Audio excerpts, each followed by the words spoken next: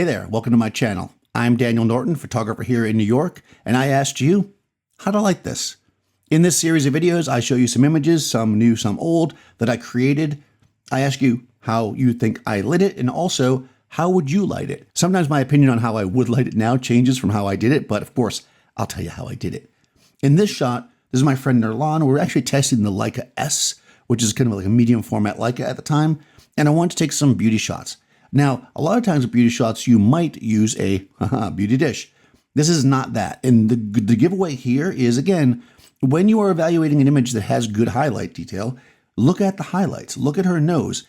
The image, the highlight, is a reflection of your source. So if that was a beauty dish, she would have more or less a hot spot on her nose, right? And it would spread out wider. This is more narrow. I'm basically using a horizontal softbox. It's right over camera and it's dipped forward. And what that does is it picks up obviously this beautiful reflection on her skin because she's got nice glowy skin. It gives us good shape, right? We see the shadow here, but also it picks up like the beautiful texture in her hair.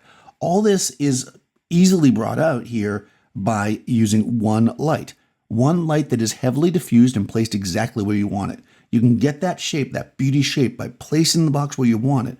Didn't have to use anything else, no fill or anything, because that box was right there. Easy. Sometimes the simplest shots are the ones that work.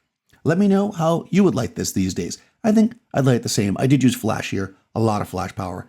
We have to put a lot of power in medium format cameras to keep things in focus. I was probably shooting at like f16 here, and you can see the background still out of focus. You can check the description. I will put a link to the stuff that I used, or the closest analog to it, in there. You can also join my Discord server. There'll be a link down there. Go ahead and like the video and ring the bell and do all that good stuff so that the channel gets out there in the world. You know how they do that. And I'll talk to you soon.